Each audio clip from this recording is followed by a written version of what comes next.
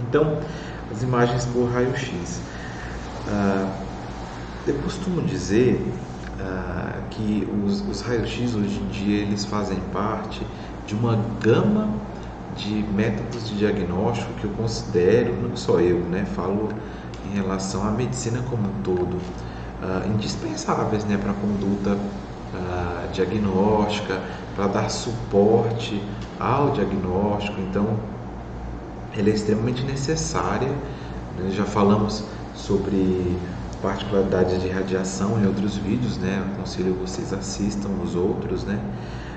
E eu reforço que são métodos seguros, tá? Que estão em constante desenvolvimento, apesar de hoje em dia nós já temos um nível muito alto, né, de acurácia nos exames, mas as imagens por raio-x elas estão bem consagradas, né, com relação à sua utilidade. Então, o que eu vejo a partir daqui para frente é que nós teremos muito mais uma contribuição desses métodos, uma otimização dessa radiação e tudo mais, mas eu ainda reforço que realmente teremos por muito tempo a utilização dos raios-x. Então, eu posso destacar a utilização dos raios-x nas radiografias. Aqui eu coloco como radiografia convencional, porque há um erro de síntese na hora da solicitação, principalmente, né? Às vezes o solicitante médico coloca assim: solicito raio-x de, né, tórax, por exemplo. E eu já falei em outros vídeos e reforço aqui que a solicitação ela acaba sendo muito importante na hora da realização, porque você não sabe quem vai receber esse pedido. Então, falo também especialmente para o público estudante de medicina, né, que eu também sou estudante hoje em dia, que essa solicitação deve ser bem feita. Então, de maneira correta, seria uma radiografia, tá, do tórax, do joelho, da coluna, entre outros segmentos do crânio, tá? Então, o que eu sugiro sempre é que você solicite bem. É lógico, a gente recebe, eu falo isso como um operador, né? Que quando você recebe um pedido assim, a gente denota que o médico ele quis se referir à radiografia. Contudo, devemos buscar excelência, zelar pela excelência, ok? Então, como radiografia convencional, sendo o nosso famoso raio, né? Não é nem raios, né? Raio-x D, né? Então, reforçando, raios-x é o correto para nos referirmos ao tipo de radiação, ao princípio físico utilizado nas radiografias, na tomografia computadorizada e também tratamentos como a radioterapia, ok? A mamografia também utiliza raio-x. O mamógrafo nada mais é do que um equipamento de radiografia convencional, como o que eu mostrei, só que adaptado para a mama. Aqui eu tenho uma imagem da mama, até com um nódulo aqui. Depois vou gravar uma aula de mama aí para a gente poder discutir um pouco mais. O arco cirúrgico, ele acaba sendo utilizado mais na hemodinâmica e na radiologia intervencionista, vascular principalmente. Também a ortopedia utiliza muito, algumas pessoas chamam de escopia também. Então, nada mais é do que um fluxo contínuo dos raios-x e a gente consegue visualizar de forma dinâmica o paciente. A gente consegue enxergar o contraste chegando, por exemplo, na coronária, na hora de fazer um cateterismo, entre outros, né? No futuro eu posso gravar um pouco da modalidade, mas utiliza sim raios-x. E a clássica tomografia computadorizada, que sem dúvida hoje é um dos métodos mais populares e difundidos dentro da radiologia, a tomografia. A gente tem aqui um modelo humanizado, né, mais pediátrico, né, de um equipamento. Não ganho nada do fabricante, mas eu achei interessante mostrar para vocês. Reforço ainda que a maior humanização que se pode fazer são doses otimizadas e indicações precisas. Um equipamento desse eu acho que não é tão bacana, porque vai estimular as solicitações muitas vezes desnecessárias. Não parece bonito, fofo, mas cuidado, ok? E o PET-CT, que utiliza os raios X, né, porque nós temos um tomógrafo, né, um CT aqui acoplado nesse equipamento, e um equipamento de PET, né, que seria uma tomografia por emissão de pósitrons. Então, no futuro eu vou gravar um vídeo aí para o Meta a respeito disso, explicando o que ele é, para que ele serve, ok? Então, não percam por esperar que vou fazer, tá bom? Então, de forma geral, eu gosto de definir, e define-se, né, não só eu, né, a literatura, que em geral, né, o termo radiação ele vai se referir a ondas ou partículas de alta ou baixa energia, tá? Essas radiações elas podem ser emitidas por fontes naturais ou artificiais. Elas podem ser corpusculares ou eletromagnéticas e elas podem ser ionizantes ou não ionizantes. Então adotemos que as ionizantes trariam um dano, né, com o conhecimento atual, e as não ionizantes não trariam esse dano, ok? Quando eu falo de fontes naturais, por exemplo, o Sol é uma fonte de radiação, tá? Então, é uma fonte natural de radiação. Então, além dos raios UVA e UVB, ainda nós temos as gamas de radiações da luz visível. Então, aí falar assim, mas nunca me falaram, né, que a luz visível era uma radiação. É uma radiação sim, está dentro uma radiação eletromagnética, ela apenas é não ionizante, tá? Então, quando eu falar de radiações ionizantes, eu trouxe essa imagem para mostrar um pouquinho. Aqui nós temos um esquema de um átomo, né? Então, nós temos as partículas alfa e beta, são radiações ionizantes, só que essas duas são corpusculares, porque tem corpo, tem massa, tá? Então, a gente colocou aqui um papel nesse exemplo. Então, a partícula alfa ela não consegue passar desse papel, então ela penetra muito pouco, né? Um papel conseguiria blindar, né, nos proteger desse tipo de radiação. As partículas beta já têm um pouco mais de energia, então elas conseguem, né, ter um pouco mais de massa, então elas conseguem atravessar esse papel e causar uma ionização, digamos assim. Os raios X já conseguem atravessar o papel, conseguem atravessar o corpo humano, e aqui a gente coloquei aço, mas geralmente o que se utiliza é chumbo, né? O chumbo ele vai servir como uma blindagem para os raios X.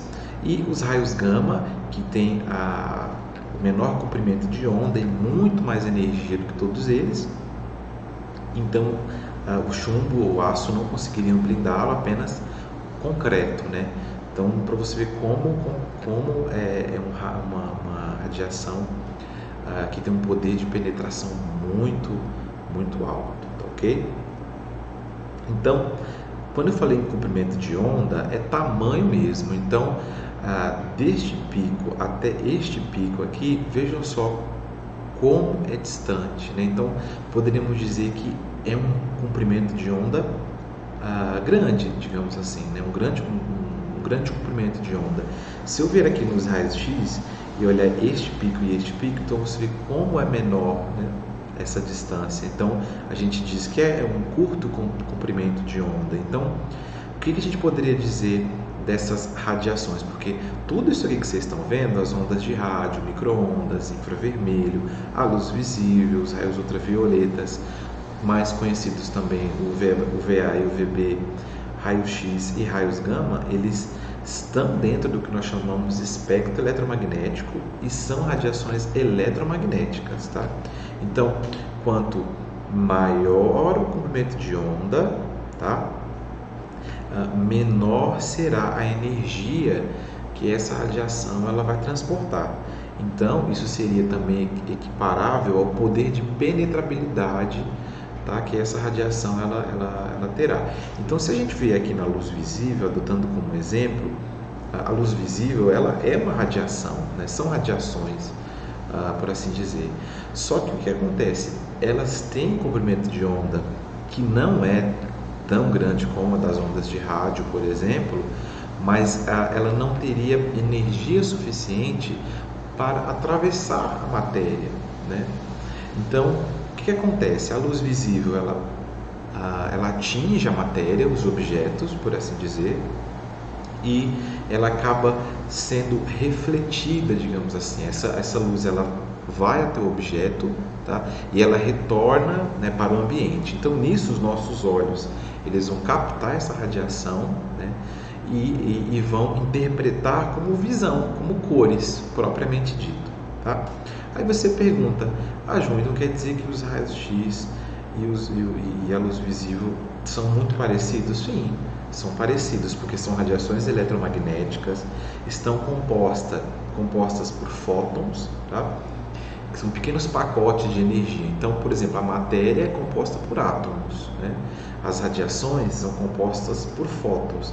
Particularmente, luz visível e raios X têm a mesma particularidade, contudo, os fótons da luz visível, eles têm menos energia do que os fótons dos raios X. Então, os fótons dos raios X, eles vão conseguir atravessar, tá, o nosso corpo, paredes, desde que não seja blendado, né, com chumbo, e eles vão conseguir atravessar. Já a luz visível não, tá? Então, por isso que quando nós somos irradiados pelo Sol, né, nós temos sombra, um exemplo bem claro, né? Porque essa luz, ela não consegue nos atravessar, entendido? Aí você fala assim, João, então por que eu não tenho, já que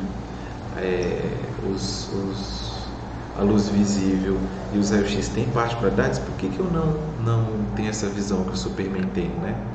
De enxergar, de ter essa visão de raios-x. Então, se a gente pensar no desenho, na história do quadrinho, explica muito bem que a visão era de raios-x. Sendo assim, o que o Superman enxergaria seria isso aqui e não isso aqui, como algumas mentes aí imaginam, tá? Então, só uma analogia aí para vocês, para descontrair um pouco nossa apresentação. Então, quando eu comparar a luz visível e raio-x, como eu falei aqui para vocês, então aqui eu tenho essa bela imagem mostrando, né, como a luz do sol, né, a gente tem pontos específicos do dia, tá? E até o pôr do sol, como vai variando, tá? Como vão variando as cores, como vão variando a forma com que essa luz incide sobre a matéria, tá? Então, essa luz, ela nos possibilita a visão, tá? E percebam que sempre que eu vou modificando a intensidade dessa luz, eu vou modificando também o padrão de visualização.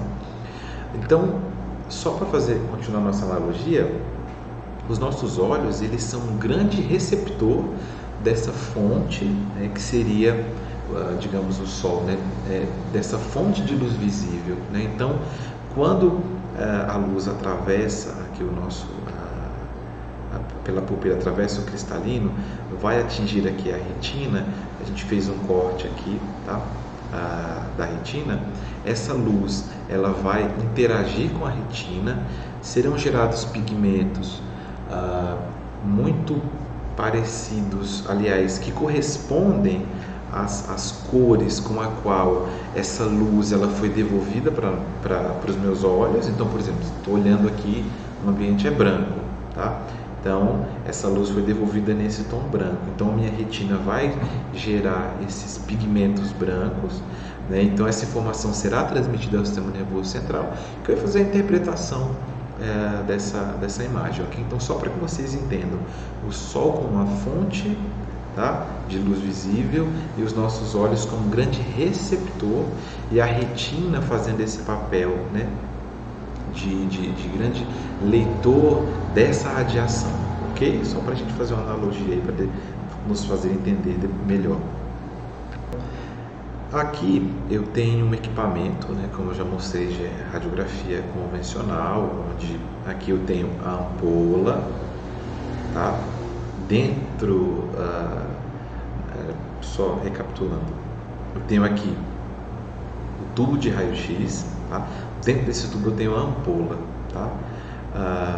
Tenho o colimador, aqui eu teria o meu alvo, né, onde o paciente ele ficará aqui para que o exame seja realizado. Tem os botões de ajuste do colimador, tem depois a área que será varrida por esses raios-x que serão criados, né, aqui. Então, dentro daquele tubo nós temos a ampola, tá? Que eu não vou me ater ao processo de criação aqui, temos vários vídeos aí no YouTube que vão ajudá-los a entender melhor esse processo, mas posso gravar um dia, então eu quero me ater àquilo que realmente interessa, né, ao estudante médico, ao estudante que quer entender um pouquinho sobre como entender essas imagens. Então, a gente dentro do tubo de raio-x nós temos a ampola, tá? Essa ampola ela é alimentada por eletricidade, então a eletricidade ela será a energia utilizada, né, para a criação dos raios-x. Então não pense que é outra energia, tá? Que é uma fonte radioativa, que é um plutônio, que é um urânio, não. A gente tem eletricidade, e essa eletricidade ela será utilizada para alimentar essa ampola, tá? Criar algumas diferenças de potencial, isso aí depois a gente pode estudar para não ficar muito confuso, mas será eletricidade, então não é outro tipo de energia, tá bom? Então nós utilizaremos eletricidade, tá? Para criarmos esses raios X, ok? Então dentro do tubo de raio-x nós temos a ampola, que vai ser a grande responsável pela criação desses raios X, ok? Então, de maneira esquemática, eu tenho aqui um desenho que ele acaba mostrando o que eu gostaria que vocês entendessem. Então, nós temos o tubo de raio-x aqui, tá? Com a ampola dentro, tá? Aquele colimador, o diafragma que eu mostrei, que vai servir como uma espécie, não digo filtro, mas vai ajudar a direcionar, né, o meu foco, tá? Lembrando que, como a luz visível, os raios-x eles não fazem curva, tá? Então eles seguem em linha reta até interagirem com o material, tá? Então nós temos aqui o paciente, tá? O nosso paciente, e aqui nós vamos ter o receptor de imagem e a área que delimita o receptor de imagem. Então eu vou criar esses raios-x aqui com a eletricidade. Esses raios eles serão emitidos pelo tubo, irão atravessar o paciente e vão atingir meu receptor de imagem, ok? Então, em linhas gerais, o processo se delimita exatamente a esse. Então, primeiro passo, os raios-x são criados. O terceiro passo, eles vão atravessar o paciente. Segundo passo, o terceiro passo seria o receptor de imagem, né, vai detectar essa radiação, ok? Então, como é que é esse processo de detecção, João? Então, tem coisas que não dá para a gente fugir um pouco da física, tá? Então, existe o que nós chamamos de coeficiente de atenuação linear. Então, por definição, ele seria a fração real dos fótons, né, dos raios-x que foram criados, tá, que interagem por unidade de espessura atravessada do material. Então, só recapitulando, aqui eu tenho o tubo, aqui eu tenho os fótons que constituem os raios-x criados, tá, e aqui eu tenho o material, digamos o nosso pacientinho aí, tá. Então, esse material, ele tem uma propriedade, ele tem propriedades que vão servir como atenuadores desses fótons. Então, veja aqui, ó, nós temos 100 fótons aqui, temos o material, e aqui nós temos 90 fótons. Então, 10 fótons ficaram aí pelo caminho, foram atenuados, interagiram com o material e chegarão no detector apenas 90 fótons, ainda com uma energia um pouco diferente daquela com a qual ela foi gerada. Então, o que eu quero que vocês entendam é o que eu coloquei aqui nesse slide, né? Então,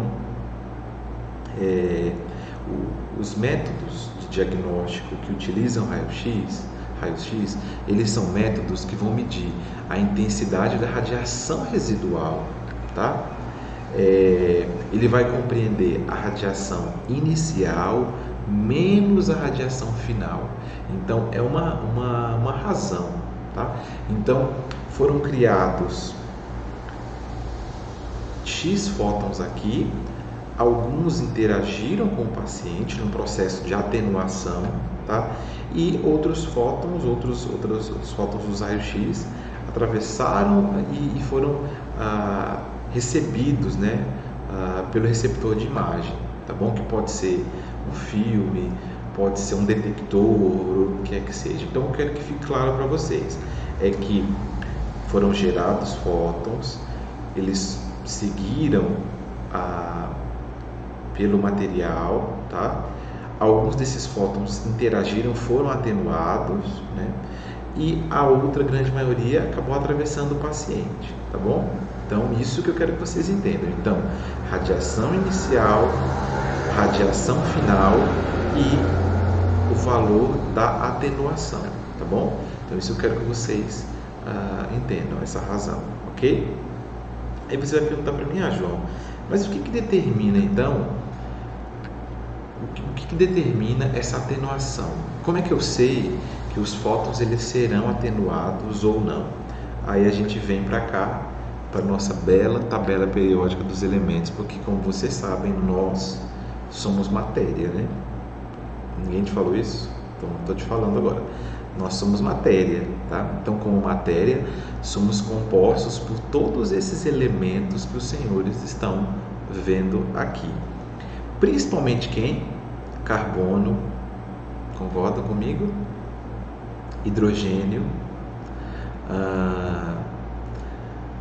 cálcio, magnésio, entre outros elementos. Então, o que eu deixo para vocês? Vocês devem lembrar das teorias atômicas. Então, aqui eu tenho o número atômico do elemento. Então, o número atômico do elemento, ele também vai me dizer quantos elétrons eu tenho ali circundando, né, a eletrosfera do meu átomo. Então, os raios-x, eles atuam na eletrosfera, tá? Eles não atuam no núcleo. Então, que isso também fique claro para vocês. Então, quanto mais elétrons eu tiver na eletrosfera, maior será a interação desses fótons com este átomo. Então, por exemplo, o carbono, aqui, ó, 6 elétrons. Então, é pouco se você parar para pensar, né? E o carbono vai constituir muito dos nossos tecidos, da nossa pele, dos músculos, entre outros, né? Quem lembra aí da química orgânica vê que o carbono ele está em tudo, né? Relativo à nossa composição corporal, entre outros. E se eu comparar com os ossos, por exemplo, onde nós temos cálcio e magnésio, você vê, o cálcio tem 20, o magnésio 12, né? Então, se você lembrar lá, a gente tem a hidroxiapatita, que compõe os nossos, o mineral ósseo, tá? Então, se entrar nesse detalhe, então, você tem uma densidade, tá, maior, digamos assim. Então, o que vai determinar essa atenuação são duas coisas: a energia com qual esses fótons também foram criados, tá? E outra coisa, a densidade, a composição da matéria. Então, quanto maior o número atômico, mais denso será o material. Quanto menor o número atômico, menos denso será o material. Se a gente procurarmos aqui o chumbo, né? Olha só, o número atômico do chumbo, 82. Então, percebam como 82 já é bem alto, né? Então, pode dizer que o chumbo é denso, bem denso comparado ao carbono, principalmente. Então, isso justificaria o fato de eu utilizar o chumbo para a blindagem radiológica, tá? E se a gente for pensar no meio de contraste iodado, como eu falei para vocês nas outras aulas, aqui ó, número atômico 53, olha só, carbono 6, né, cálcio 20. Então percebam que como o número atômico maior confere maior densidade ao elemento. Então vocês imaginem, irradiem carbono, irradiem chumbo. Onde vocês acham que a gente vai ter uma maior atenuação? No carbono ou no chumbo?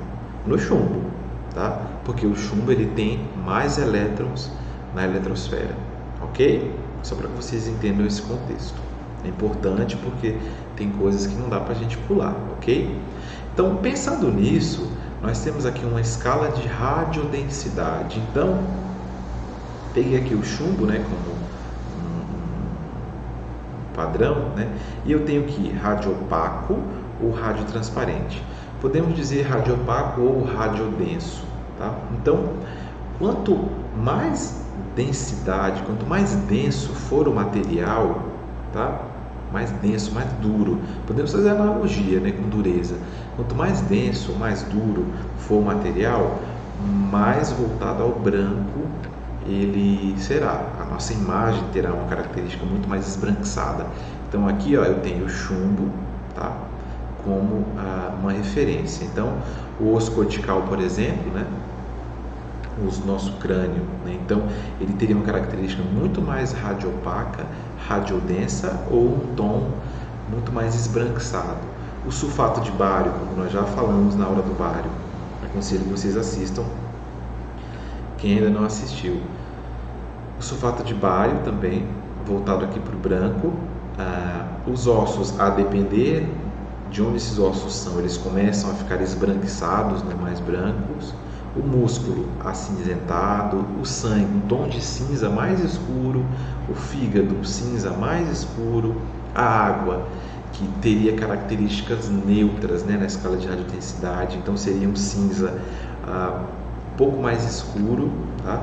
E indo aqui em direção à gordura e ao ar, nós temos o negro, preto, que aí nós dizemos que é radiotransparente, porque, como eu falei, o oxigênio compõe, né, oxigênio, nitrogênio, vão constituir o ar. Então, a matéria que compõe o nosso ar, a atmosfera, ele tem elementos que têm uma baixa densidade, então justifica o ar ele ser escuro, né?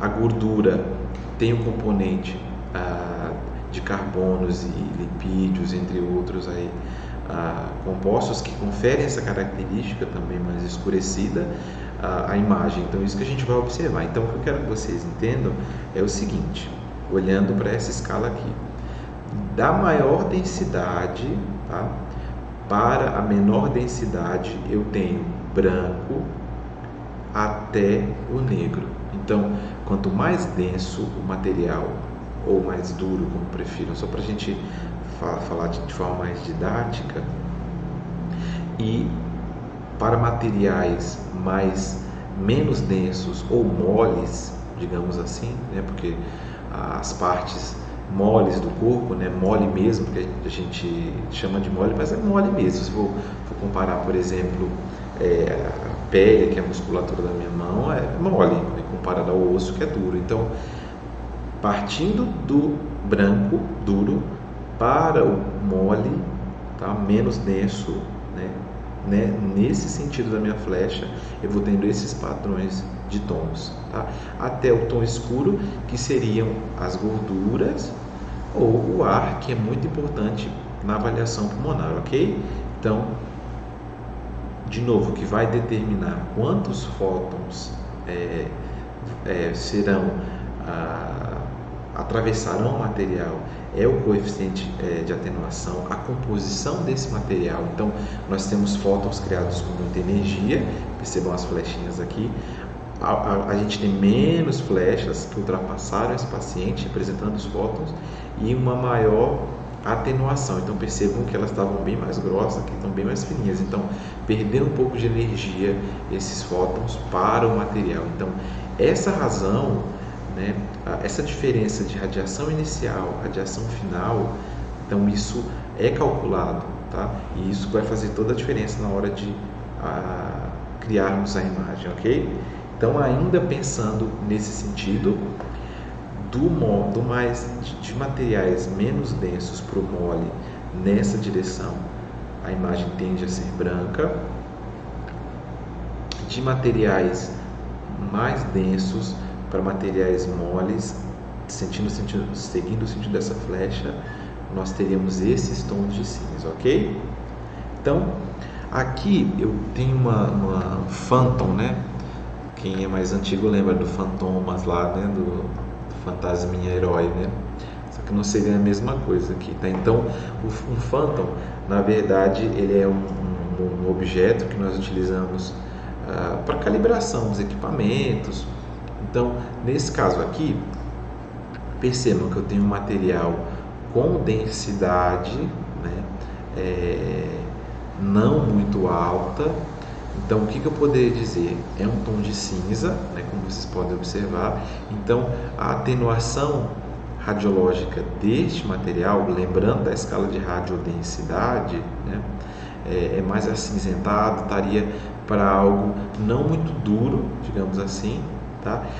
Comparado com esses círculos esbranquiçados aqui, ó, que aí eles são brancos. Então, o que eu disse a vocês? Branco é o que?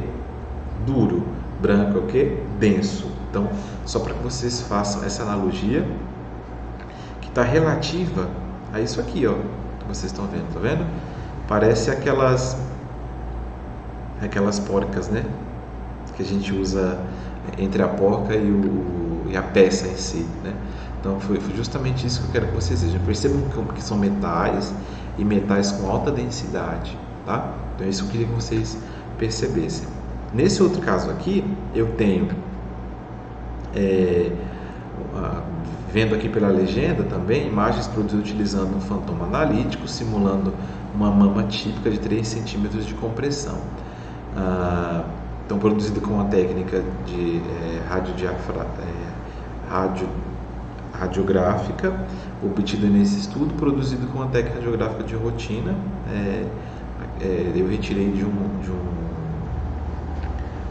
uma revista, de uma publicação da revista do Colégio Brasileiro. Então, se vocês olharem para cá, percebam baixa densidade, escuro. Então, a densidade ela vai aumentando até chegar na hiperdensidade ou no branco. Percebam que ela se mantém aqui também. E aqui eu tenho uma isodensidade ou uma densidade próxima à densidade da água. Então, um cinza, né? Então, ó, baixa densidade, digamos mole, né? Até as hiperdensidades, onde o material tem maior densidade, branco, digamos duro, tá? Então, aqui eu tenho a baixa densidade, veja como a densidade vai aumentando e vai deixando de ser escuro para ser acinzentado até chegar na hiperdensidade, que é branca. Aqui também foi o mesmo esquema que eu quis mostrar para vocês. Olhem, eu tenho hiperdensidades, né, nesses círculos. Então esse material atenuou mais os raios-x, por isso ficou branco. Olha aqui, ó, uma chave, né? Então deixamos a chave aqui só para vocês verem como a gente consegue ver bem. E a chave é um metal com alta densidade, atenuou mais feixes dos raios-x ou mais fótons, então ficou branco, né? E é partindo então para uma imagem radiológica aí da mão, tá? Então, o que eu gostaria que vocês pegassem no que eu falei agora? O que eu disse? Quanto maior a densidade do material, mais voltado ao branco ele vai ter. Então, a gente tem aqui os ossos do carpo. Vejam que há uma densidade elevada nos ossos, né? Quando você vem aqui para os metacarpos, a gente percebe que há uma densidade, principalmente na região da cortical. O centro é menos denso, mas ainda assim há uma densidade considerável, né?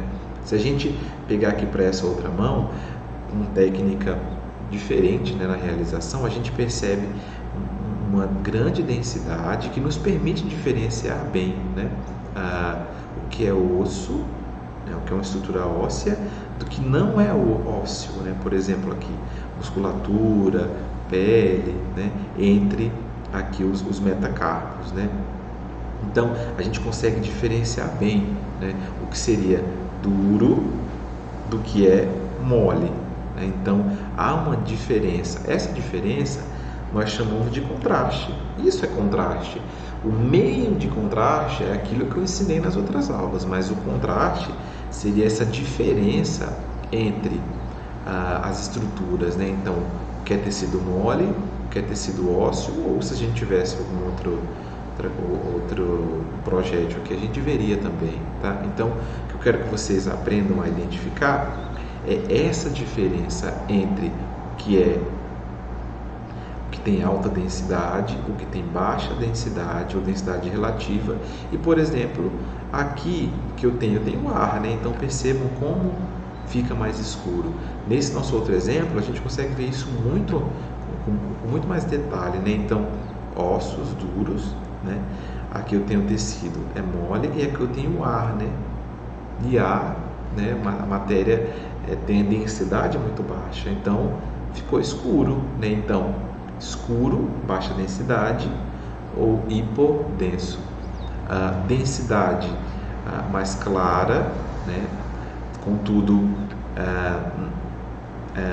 hipodensa, né? Com densidade baixa também, só que voltada mais para um acinzentamento. Então, a gente fala isodenso, tá? E aqui, ó, a gente tem uma densidade mais alta, né? Uma hiperdensidade, né? Do que é ósseo, do que é duro, ok? Nesse exemplo aqui eu tenho algo mais dinâmico, né? Agora quem olhou a mão e não entendeu a imagem anterior agora vai enxergar muito mais, né? Então isso aqui é feito com a escopia, né? Por raios-x, então percebam que há um movimento, né?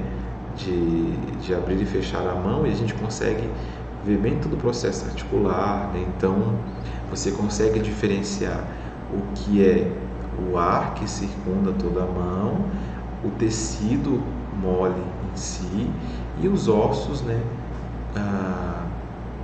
Que seriam tecidos mais duros. Então a densidade de branco, o tom de branco, que seria um acinzentamento ou um branco um pouco mais claro, né?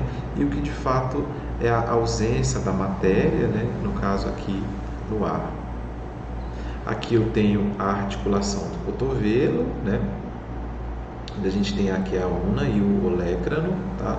Só para vocês se localizarem. Então eu tenho estruturas de alta densidade, né? Estruturas ósseas, tenho tecidos moles, então percebam a diferença, tá?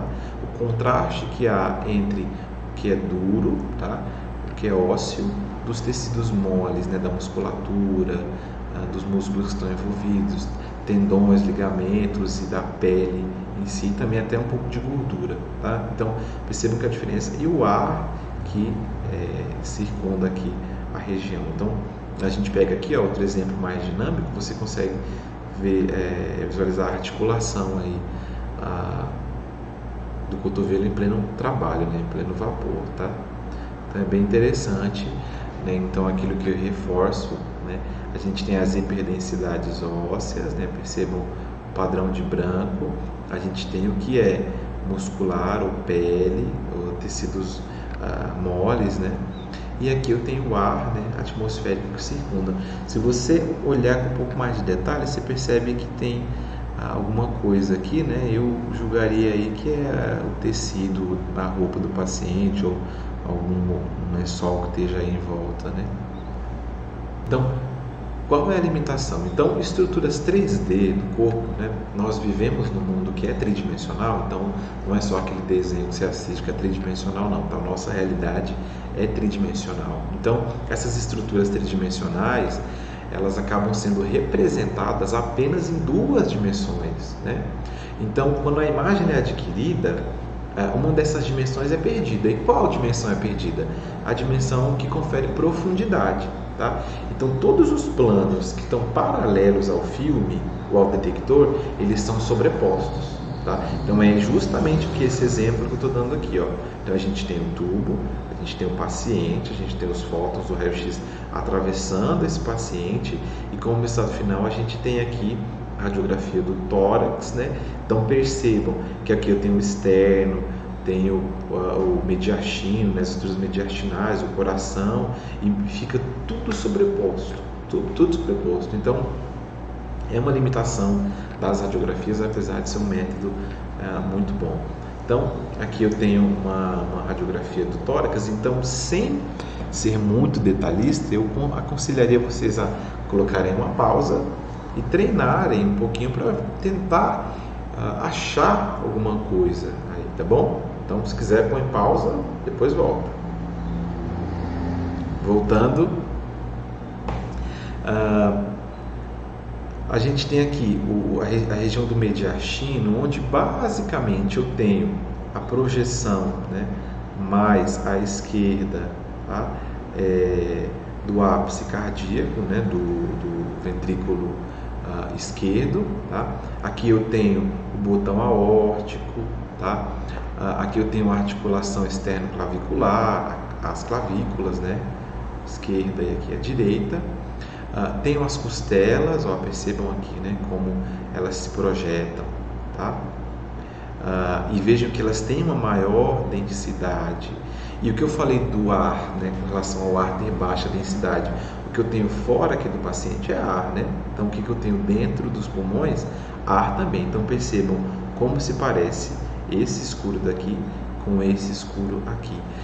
Não consigo ver bem o externo, porque ele acaba se sobrepondo, né, junto com o mediastino e também com a coluna que está para posterior, tá? Não consigo avaliar bem.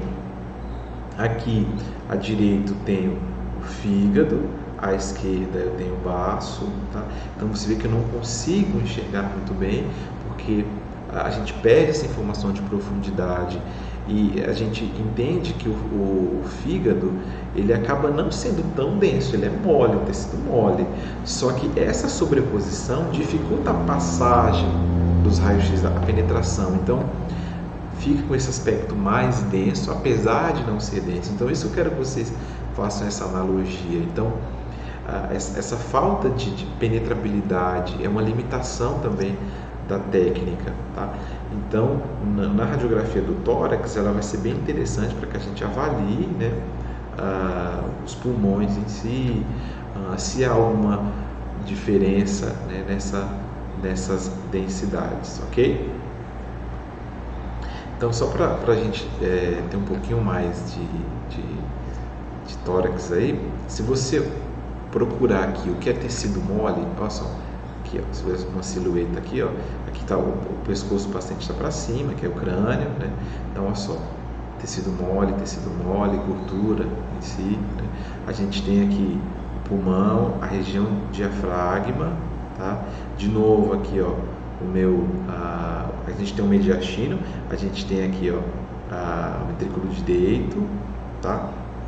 E aparentemente um projétil aqui, né, uma bala. Agora eu posso dizer que esse paciente ele possui um projétil, né, localizado no pulmão esquerdo, em território brônquico, muito próximo ao bronquiofonte, pode ter alguma relação aí com as artérias pulmonares, mas eu não vejo sinal de sangramento. Então o radiologista vai ter muito cuidado aí na hora de dar esse laudo, porque ele não consegue dizer se essa bala ela está mais próxima à superfície, à pele, né, ao subcutâneo, ou se ela está mais profunda, se ela de fato está ali próximo do coração, então, ou se ela está mais para posterior. Então vai requerer aí uma expertise do radiologista, mas pela falta da profundidade, a gente perde um pouco de informação. Mesma coisa desta mão aqui, este prego, né? Aparentemente esse prego, esse objeto aí, ele transfixa um dos dedos. Aí eu pergunto a vocês, qual? Né? Qual dos dedos ele está transfixando? Né?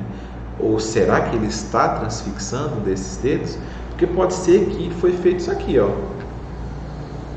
Né? Foi feito isso aqui, ó. Foi feito isso aqui e depois a gente fez a radiografia, percebeu? Não transfixou nenhum. Então, eu não tenho essa informação. Então, o que a gente costuma dizer? A radiografia ela acaba sendo um método muito sensível, porém com a especificidade baixa. Eu consigo bater o olho e falar, olha, um prego. Né? Se eu já souber que esse prego está transfixando, eu vou ter ideia do que ele atingiu. Mas de bate pronto, olhei aqui, fica um pouco difícil de você dizer, olha, esse prego ele transfixou ou não. Pode ser que seja só uma brincadeira, né? Exatamente isso aqui, ó. Pode ter acontecido ali, tá? Então, sensível, viu, prego?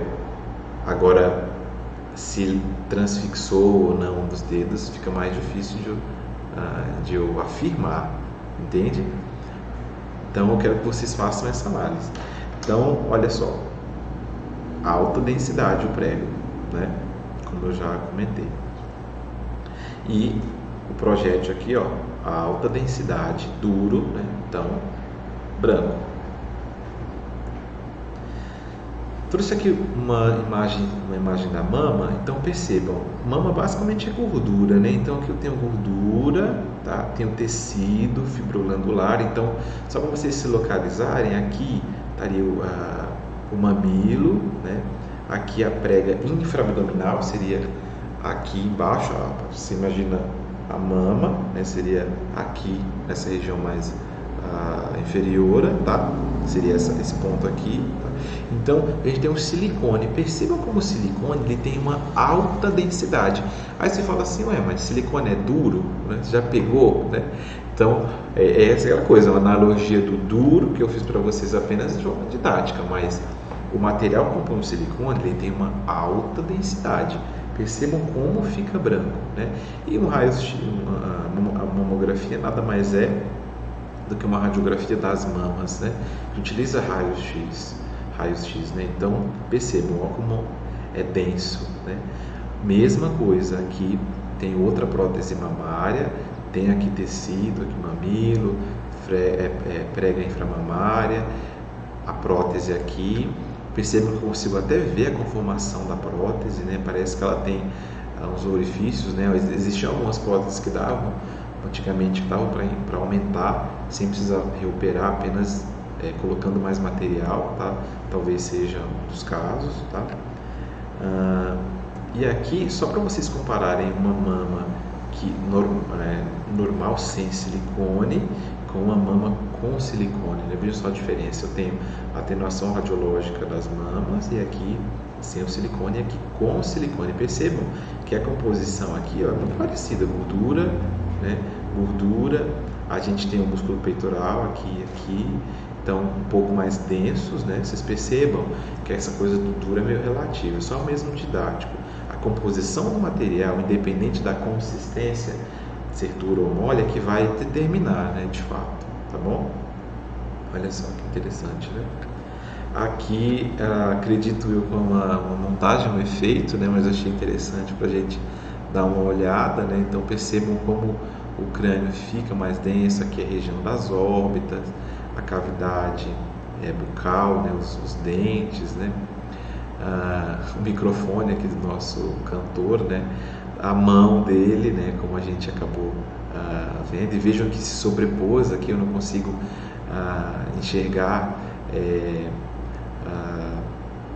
as falanges, né? Porque se sobrepôs, né? Mas os componentes como material mais denso, ó, só eu consigo ver todos, né?